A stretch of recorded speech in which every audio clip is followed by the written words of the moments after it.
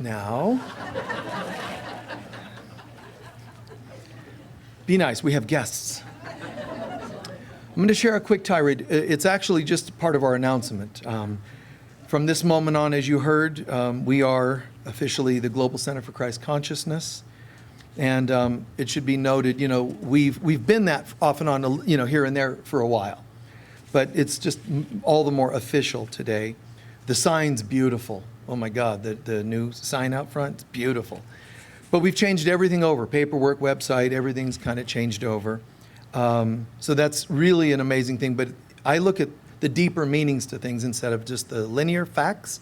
I look at the deeper meaning. So I will say that all spiritual centers, they wouldn't exist if there wasn't a spirit of Christ consciousness or divine consciousness behind them. So that's really true for all of them, even the most, wayward of them. Everybody's got that as an inception, as a spirit of an inspiration behind them. So I'm grateful for that. And I always teach that it's important to really bring healthy closure to the past before moving on, because you'll drag stuff with you. So I'm just partly, if you'll humor me, I'm going to just share a couple quick things to help us transition. So Unity of Sedona, our former name, but the entity that was here, bless them, the faith, there's a history of that on our website, but the faith and all that it took for an individual to hear and feel inspiration, come to Sedona and try what he was told would never work. Bless him, because that's all of us. That's the Moseses and the goddesses within, that really follow inspiration and trust on something deeper than others can see. So they did this like 50 years ago. So it's pretty amazing that they pulled that off. And then it was a loose arrangement between Unity headquarters and here. It was mostly the use of the name. This particular center, when it was developed or when it was put together, the articles of incorporation, the bylaws, they were pretty loose, so that this wasn't kept under all the restrictions that an average chapter might have had. So which made it a perfect place for me, that it was a little looser when they asked me to come in 12 years ago to be a spiritual leader, which I very quickly said no to several times, but they were beautifully persistent, so I appreciated that. But not being a licensed, being that this was loosely created as a charter or chapter, and being that I'm not an official licensed minister of theirs, it worked out pretty well. And with the breadth of what I teach, it's nice that we had a center that wasn't strictly on a particular theme topic, or doctrine. So I think that added to it, went really well. But then the centers, the headquarters, started making a lot of changes, going through a lot of things, like people all over the world. So it became kind of a question of they wanted no longer spiritual leaders. They wanted licensed ministers only. So it came, to some of the higher up people there asked me, we would really rather you guys remain a Unity of Sedona, or a Unity. But if you would rather not be a licensed minister, then we'll have to ask you guys to stop being a Unity. Now, if I would have made that decision on my own, I think it would have been potentially selfish. I asked the board members, I've asked the groups here for years whether they wanted to remain, everybody's saying, let's split off and do our own thing. I was the one who said, no, let's stay a Unity affiliate, because it's a way of showing appreciation for people that did a lot of work, to develop something like this. So we stayed with it as long as we can. But I'm saying this not about our history. This is also advice to you. Sometimes things go too far and it has to come to an end. You can just tell, right? You change what you can and you accept what you can't. So when they finally said, okay, we really, some of the high ups there, which I won't name, said, I would rather you stay with us because we love you, Michael. The one person in particular especially was saying, I know you, I've been to minister of many unities, heard about you all the time, and there's rave reviews about you. I would rather you guys stay. And then they said, but I know it's too late because some of our other people were pushing too hard for you guys to do it, And we said no. So with love, that person, and we said bye-bye. And it's also not about that. It's about where we are, where we're going, the consciousness we share here. So we're going to an even higher level, all righty? But I did see years ago that churches, spiritual centers of all kind were, basically we entered a new millennium and you can't bring the old one with you. You have to move. And I saw this in the 90s. I warned centers and churches and so on. Big changes are coming. You have to change into the new millennium.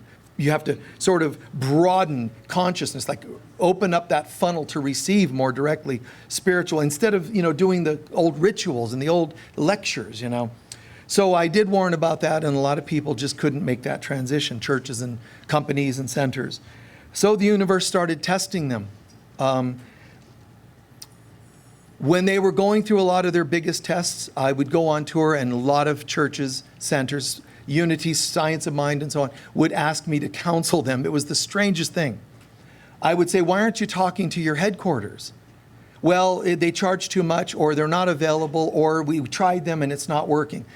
So what a weird position to be put in the middle between, like you, friends, children that are bickering, if you're a parent, to be put in between. So it was kind of awkward. And I knew headquarters was hearing about this guy, this stepdad moved into the house,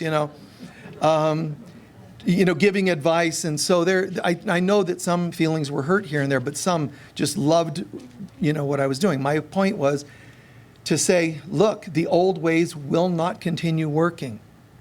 And you've got to open up and realize what's really happening in the world. So, they chased away that opportunity. And I'm saying, again, to you in your life, Jesus went through the same things. Whether the stories the Native Americans share about him having come to this continent and taught them, whether it's Asia or whether it's the Middle East, one of the most consistent stories you'll hear about him bringing light is when he did it, everybody tried to kill him.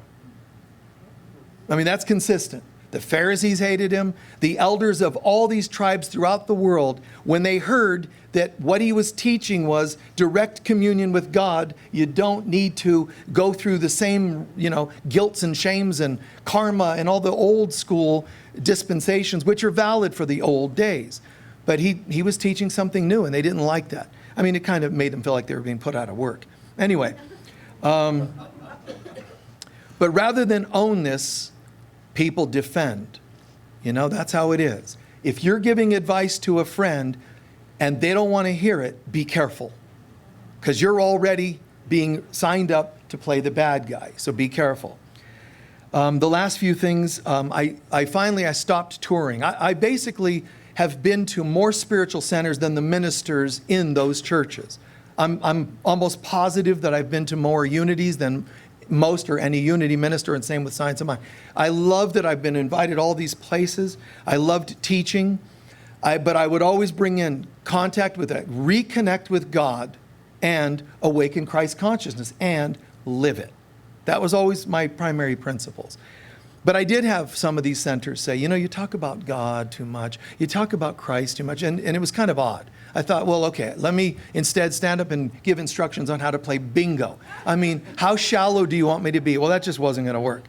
So some of those places I just refused to go back to. But anyway, I finally did stop touring a few years ago. I said, something's coming. There's a pandemic coming, or about a year before the pandemic, months before. I said, something is coming. There's going to be a lot of sickness and a lot of death. So I'm going to stop touring, because also travel is going to become a problem. So that happened, obviously, the year after I said it was coming. And so I knew that. So I had to, and we all have to listen and watch for changes. You might be trying to breathe life into a corpse of a relationship. And there's a point where you have to call it. You just have to call it, time of death, relationship, 12, whatever. And you can even do the astrological chart on it. Wow, we end, But anyway. So a lot of these new thought centers are actually old new thought. And I'm saying you have to become the new thought, and they don't see that. You don't want to see it because it makes you realize you have work to do. So I understand the resistance, I do. But that resistance, makes things come to an end. And a lot of these spiritual centers are losing.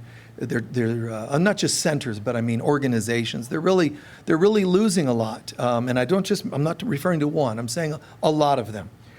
So there are several that are approximately 100 years old. And they should feel fresh and alive as though they just opened, like we are. The Global Center for Christ, we're not like, we're the Global Center for Christ Consciousness. We're like, yes, I mean, that's how it should be. In all things we do. I had children that I raised, I raised as their dad for a while, and I never had a day where I went, oh, bummer, they're coming home. I never had that feeling. It was, every day was fresh, like I can't wait. Set booby traps and get ready for them, I always had some game or some fun that I was, never got old. Life does not need to feel like it's getting old, but I do feel compassion for the organizations that some of the members know, some of the leaders know there's another way they should be doing it, and others, the majority, are telling them no.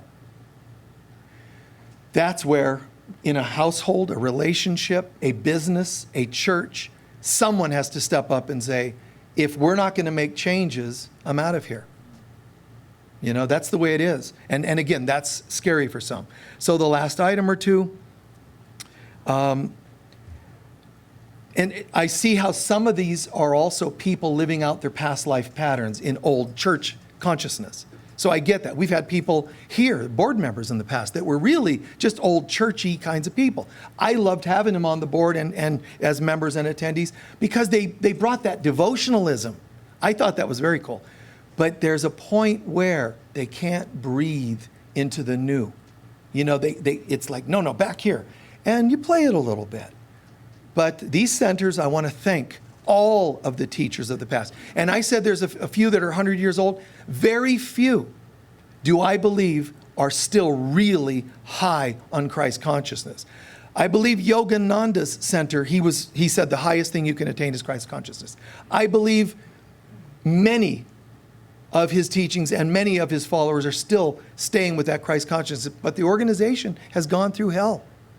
I believe that White Eagle, but I can't speak of the organization. The teachings are beautiful. And I believe the metaphysical Sedona University, of metaphysics here is really, really doing a great job of trying to stay focused, but they're being tested now and then, like any organization. So keep your prayers with us because we did all this officially, and then I went, what are we thinking? The more you step up, the more you're tested. So on that note, I am committing to being here for a certain number of years. I don't know, not a specific number, but for some years. I don't see myself being here 10 years. I don't see myself trying to open up other chapters. People say, why don't we? No, I'm not a church and I don't want to be a church and I'm not ambitious that way. I'm just teaching, that's it. And it works, and everybody's digging it that generally that shares with us. So thank you for your time and your patience. But we are entering a new millennium, obviously, and a new era and a new age. And it's one where we need to get back. It's not old school to say back to God, awaken Christ consciousness, and live this to the best you can. That's what we're being tested to do. The world is currently being shown duality like it's never been shown. If we would have had this conversation 4 years ago, 5 years ago, or 3 years ago, it would have been hard for people to believe the level of people pulling away from each other. The pandemic, the mask 6 feet, I thought that was hilarious. It's such a symbol of something. I didn't say don't do it. I just said, wow. Here's what the cure for humans' problems: more separation. It's separation that causes problems. So I get that, I see that, and I'm sorry that we've all gone through so much and are going through so much. People have lost businesses, lives, and so on. But the cure is not separation. I'm not saying masks are evil, I'm saying separation is part of an evil. So we could have had masks and not masks and respected each other who wore them and didn't wear them. But no. You had to be right and wrong. I'm right, you're wrong. And that's what the old school does. That's the old religions, nations fighting, and so it's just the old way. So I say we bid farewell to it. We are the Global Center for Christ Consciousness because we are already global. That's obvious. We have ministers, or chaplains rather, all over the world. We have members and sponsors, supporters all over the world. We're global. But what do we focus on most? It's God, Christ consciousness. Remember, Christ is the name of God in man. So it's about awakening God consciousness. And by the way, you all have a threefold brochure. Don't read it now, but the glossy one, tan color, that in part of it are quotes from the greatest teachers around the world on the concept of Christ consciousness. And that'll tell you more, about what Christ consciousness is, because some people are asking. Remember, it's just the name of God in man. All righty? Thank you.